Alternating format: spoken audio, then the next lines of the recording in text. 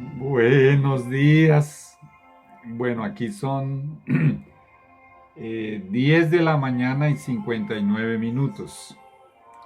Y hoy es el día 11 de marzo del año 2020.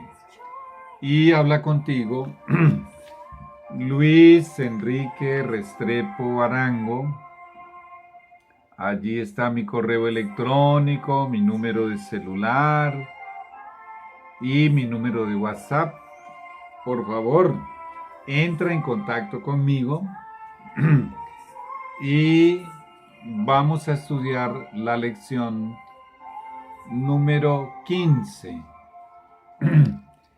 El santuario terrenal. El santuario terrenal. Muy bien. Esto es sumamente importante. Muy, pero muy importante.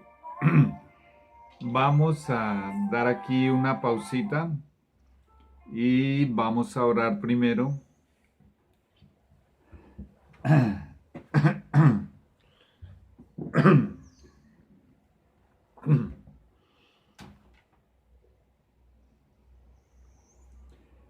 Dice Señor Santiago 4:7, someteos pues a Dios, resistid al diablo y de vosotros huirá.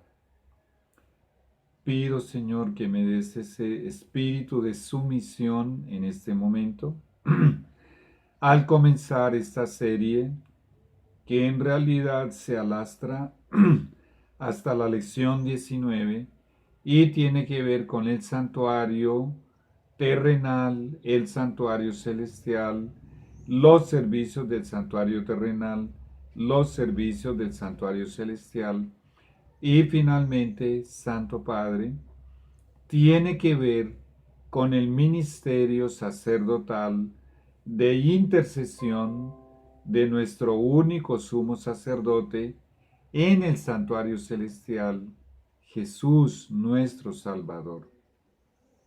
Por eso insisto, Señor, dame el espíritu de sumisión, sumisión a ti. Me someto, Señor, en este momento humildemente a ti, Jehová Dios Todopoderoso. Pido el perdón de mis pecados, si en algo te he ofendido, si hay algo escrito en el libro de memorias contra mí. Señor, perdóname y lávame en la sangre de Jesús, porque el tema que comenzamos a presentar ahora es demasiado importante y es urgente que sea correctamente comprendido.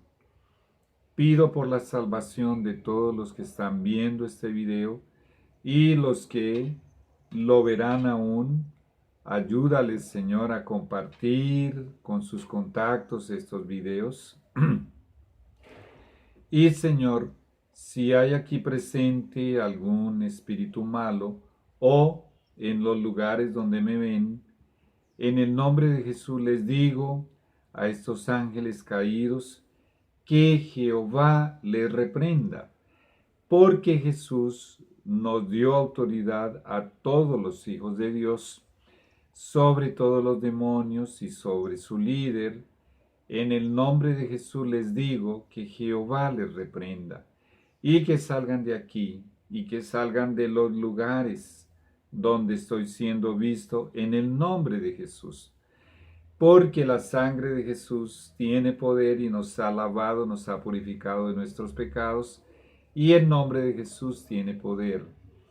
De tal manera que solamente en un ambiente celestial, en una atmósfera celestial, únicamente con la presencia de tus santos ángeles, tú, Señor, puedes esperar los mejores resultados en el proceso de enseñanza de las almas que están siendo enseñadas y educadas por tu Espíritu Santo para que finalmente entren al cielo. Por eso pedimos la presencia de tus santos ángeles y que tu Santo Espíritu, el cual nos enseña, nos guía a la verdad, nos convence de pecado, Señor, que habite en nosotros el Espíritu Santo, transforme nuestra naturaleza y nos haga las personas que tú quieres que seamos. Son estos, Señor, los últimos días de este planeta. Te pido por todas las situaciones, dificultades, problemas de los que están viendo y por la salvación de ellos, de sus familiares, de sus seres queridos y de las personas con las cuales ellos tienen contacto. Que su influencia sea sabor de vida para vida. En el nombre de Jesús. Amén. Y amén. Muy bien, la oración. ¿Y cómo, cómo necesitamos orar en estos últimos días? ¿Y de qué manera que tenemos que hacerlo? Todo esto, incluyendo este curso bíblico, forma parte de la preparación para la crisis final, que se avecina. Por cierto, hoy escuché en las noticias, específicamente en algunos reportes que yo veo sobre el coronavirus. Hoy escuché que ya hay más de 120,000 infectados y se han reportado casos en más de 110 países. Y el Señor Jesús nos advirtió acerca de esto. En Mateo capítulo 24, Él habló de las pestes, de las pestilencias, que abarca obviamente estos virus. Y nos dice el testimonio de Jesús que Satanás tiene el poder de producir enfermedades y de producir estas pestilencias. En el libro de Job, tú puedes leer el capítulo 1 del libro de Job, encontrarás que Satanás le produjo a Job una llaga de la coronilla hasta los pies que literalmente lo tenía podrido por fuera.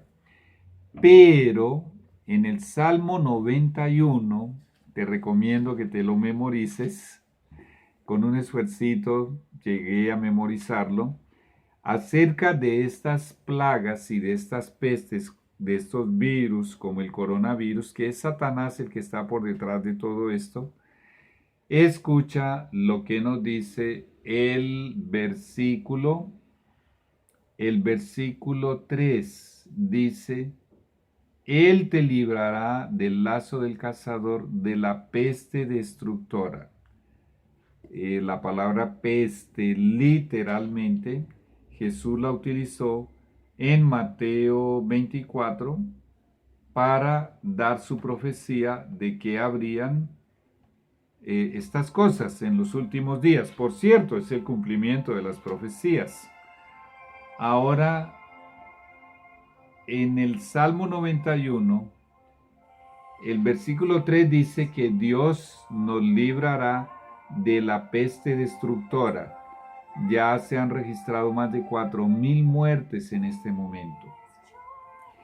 Y en el versículo, dice en el versículo 5, en el versículo 6, perdón, que no temerás pestilencia que ande en oscuridad, ni mortandad que en medio del día destruya.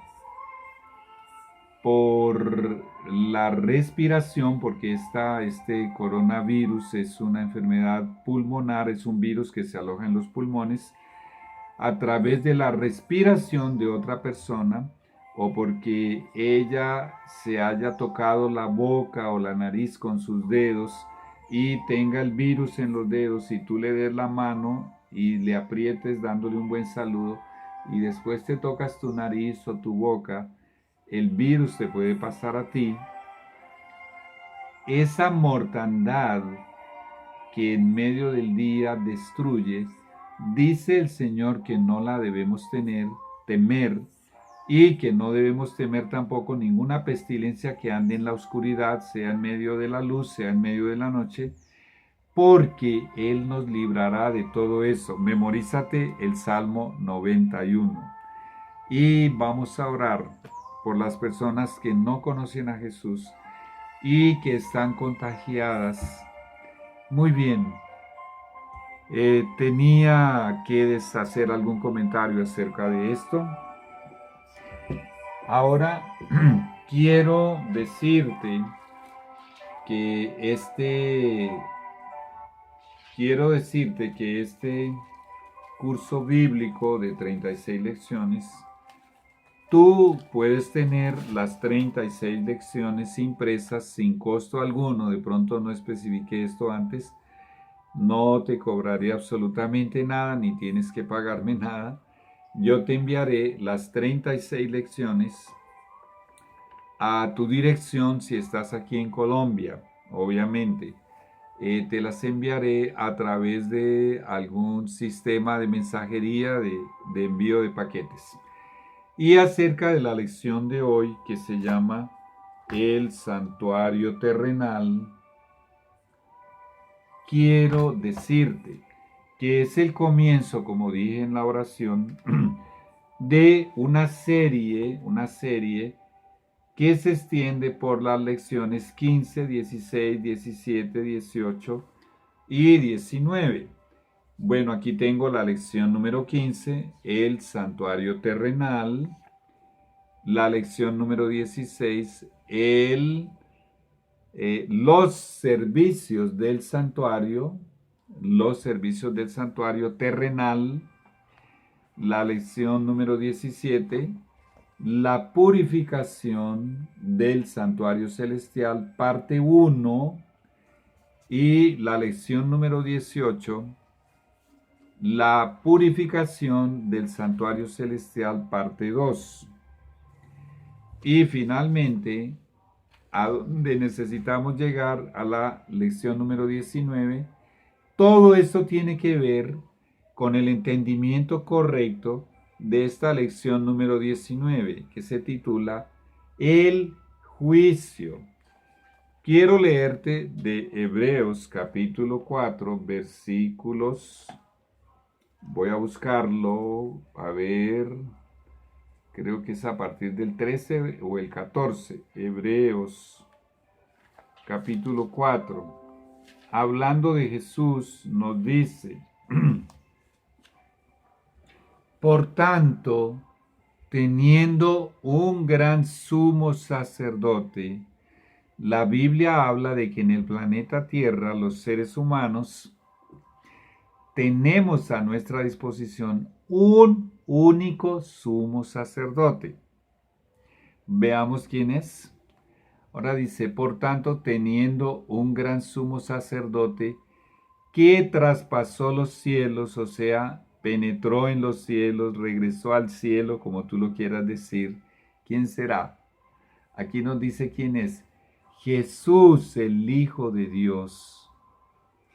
Este es el único sacerdote disponible. Un sacerdote es un intercesor, un intermediario, un representante, un abogado que tú tienes delante del Padre.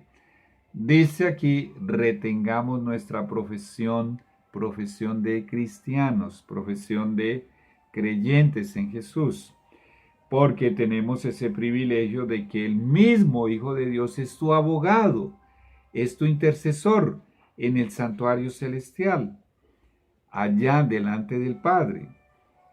Aquí no dice que hay 2 o 3 o más sumos sacerdotes, ni ningún otro tipo de sacerdote. El único sacerdote, y de hecho es sumo sacerdote, que la Biblia reconoce, puedes leerte todo el libro de Hebreos, es Jesús, el Hijo de Dios. Y es muy importante que entendamos esta serie que comienza ahora acerca del santuario terrenal, el santuario celestial y finalmente el juicio, para comprender por qué hay otros sacerdotes aquí en el planeta Tierra. Y de hecho hay alguien que se hace llamar Pontifex Maximus, y eso significa sumo pontífice o sumo sacerdote. Vamos a llegar allá. Muy bien. Y también quiero decirte que mientras continúes estudiando este curso bíblico, eres un candidato a llegar a ser un verdadero hijo de Dios, un verdadero cristiano convertido. Y siendo así, para los cristianos verdaderos, tengo esta declaración para leértela de el testimonio de Jesús. Del testimonio de Jesús hemos leído ya algunas declaraciones. Dice, la correcta comprensión del ministerio, está hablando del ministerio de Jesús, en el santuario celestial. ¿Qué ministerio es ese? Es un ministerio sacerdotal, de intercesión, de abogacía, como abogado. La correcta comprensión del ministerio de Jesús en el santuario celestial es el fundamento de nuestra fe, de los hijos de Dios. Y esto está en el maravilloso libro El Evangelismo, página 165, y en un librito que que te asesorará maravillosamente en estos estudios acerca del santuario, del testimonio de Jesús. Ese librito se llama Cristo en su santuario. También es el objetivo que un día tú llegues a entender, si es la voluntad de Dios a través de este medio, esta profecía del apóstol Pablo, que la encontramos en Segunda de Tesalonicenses, en el capítulo 2, versículos 3 y 4. Y te la voy a leer. Bueno, vamos a hacer aquí un esfuercito por mantener la hojita quietita. Y dice de la siguiente manera: nadie os engañe en ninguna manera, porque Jesús, él está hablando de la segunda venida de Jesús, Jesús no vendrá sin que antes venga la apostasía y se manifieste el hombre de pecado, el hijo de perdición, el cual se opone y se levanta contra todo lo que se llama Dios o es objeto de culto. Culto significa adoración, objeto de adoración.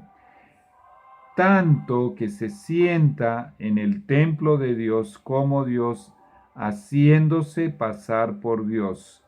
Segunda de Tesalonicenses 2, 3 y 4. Entonces, según la profecía bíblica, hay un hombre en el planeta Tierra que pretende ser tu sacerdote y pretende ser tu sumo sacerdote, y él está en un templo muy grande y está tratando de sustituir el servicio del templo que hay en el cielo, santuario. En un santuario es un templo, también se le llama en la Biblia casa de Dios, templo de Dios, morada de Dios, habitación de Dios, y él pretende ser tu Dios. Solo que la Biblia también llama a tu cuerpo el templo del Espíritu Santo. En 2 de Corintios capítulo 3 versículos 16 y 17 dice: ¿no sabéis que sois, a los que ya somos hijos de Dios, que ya nacimos del Espíritu Santo, dice que sois templo de Dios y el Espíritu Santo habita dentro de vosotros? Pues bien, este individuo pretende también ser el Dios de tu templo. En realidad, esta profecía tiene una dupla aplicación, una literal terrenal aquí en la tierra, donde tiene un santuario, un templo gigantesco, lujosísimo y lleno de oro y de muchas riquezas, y se hace llamar sumo pontífice y se hace llamar Santo Padre, y también él pretende ser tu Dios. Ya vimos allí las palabras literales del apóstol Pablo, dice que él pretende ser Dios y pretende ser el objeto de culto, o sea, de adoración, y pretende sentarse en el templo de Dios como Dios, haciéndose pasar por Dios. Literalmente este individuo declara que Él es tu conciencia. Eso es monstruoso y vamos a llegar a entender esto aquí a través de toda esta serie de estudios en un futuro no muy lejano. Pues bien, el establecimiento de un santuario terrenal aquí en la tierra aconteció en la época del pueblo de Israel, cuando recién habían comenzado a ser el pueblo verdadero de Dios. Aquí yo tengo una pequeña ilustración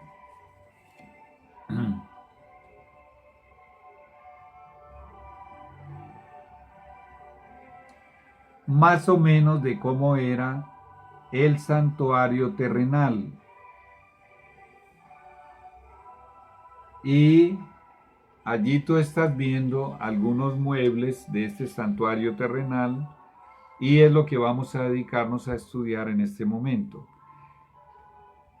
Un poquitito de historia para entender por qué llegamos a por qué Dios llegó a la necesidad de mandar a construirle a Moisés, esto fue en la época de Moisés, le mandó a construir un santuario aquí en la tierra. Un poquitito de historia. Después del diluvio, uno de los tataranietos de Noé, Noé fue el instrumento que Dios utilizó para construir el arca. Solo entraron 8 personas, 4 hombres y 4 mujeres en el arca: Noé, Sem, Can y Jafet, y sus 4 esposas. Solo 8 personas entraron en el arca. Y una vez que salieron del arca, ellos comenzaron a multiplicarse. Pero volvieron los descendientes de Noé y de sus 3 hijos. Ellos volvieron otra vez a corromperse y otra vez volvieron a crear religiones paganas y paganismos. Y uno de los tataranietos de Noé, llamado Abraham, fue llamado por Dios, al cual después se le cambió el nombre para Abraham, y lo mandó a salir de en medio de todo ese paganismo de su propia familia. Le dijo: abandona tu familia y abandona a la gente que te rodea, y lo llevó a una nueva tierra donde finalmente comenzó a instruirlo acerca del futuro. Y él tuvo un hijo que se llamó Isaac, y a este Isaac le nacieron 2 hijos que se llamaron Esaú y Jacob. Jacob llegó a ser el primogénito, llegó a ser el descendiente que recibió el privilegio de Dios de tener su nombre cambiado de Jacob, que significa engañador, su nombre fue cambiado para Israel. La Biblia dice: ¿por qué? Porque él luchó con Dios y venció. Y del nombre de Israel, que antes era Jacob, hasta el día de hoy tenemos el nombre de la nación de Israel. Y Jacob tuvo una hija llamada Dina y 12 hijos. De esos 12 hijos descienden las 12 tribus de Israel. Y las tribus de Israel tuvieron que ir a vivir a Egipto por causa del hambre. Tal vez quieras leer la historia de las 7 vacas flacas y las 7 vacas gordas, del sueño del faraón en Egipto, cuando José le dio la explicación de qué significaba todo aquello. Y el pueblo de Israel tuvo que ir a vivir a Egipto para poder sobrevivir, porque solo en Egipto había alimento. Toda la tierra estaba con mucha hambre por una sequía mundial. Y el pueblo de Israel pasó 430 años en Egipto. Entraron poco más de 70 personas y después de 430 años eran más de 2 millones de personas. Lamentablemente, a pesar de que fue a través de José, un israelita, a pesar de que fue a través de José, que era uno de los hijos de Israel, que Dios salvó a la nación de Egipto. Se levantó un faraón, se levantó un rey que no quiso ser grato, no quiso ser agradecido y esclavizó al pueblo de Israel. Y eso fue terrible. La Biblia no nos dice exactamente cuántas décadas o si fue más de un siglo que ellos estuvieron en esclavitud, pero finalmente después de 430 años, Dios los visitó y Moisés con 80 años volvió a Egipto. Él estuvo 40 años ausente porque había asesinado a un hombre. Y Dios lo utilizó poderosamente y Dios envió 10 plagas sobre Egipto y finalmente abrió el Mar Rojo y todo el pueblo de Israel pasó en seco, teniendo como murallas a su lado izquierdo y a su lado derecho las aguas del Mar Rojo, pero al otro lado solamente había arena y sol. Por esa razón, durante los 40 años que el pueblo de Israel vagueó y caminó por el desierto, durante la noche el Señor les había colocado una columna de fuego. Y la Biblia nos dice que esa columna de fuego era el mismo Jesús, el Hijo de Dios. Y durante el día les colocó una nube que los mantenía refrigerados. Imagínate, en el desierto se habrían muerto por el causa del sol escaldante. Y nos dice la Biblia que esa nube era el mismo Jesús. Pues bien, al poco tiempo de su caminada por el desierto, el Señor le dio instrucciones a Moisés para que construyera este primer modelo de santuario que nosotros le llamamos el primer santuario terrenal. Y él era armable y desarmable, porque los israelitas tenían que viajar por el desierto hasta llegar a la tierra prometida y se demoraron 40 años. Pues bien, esto es parte del contexto histórico y ya continuamos en el segundo segmento.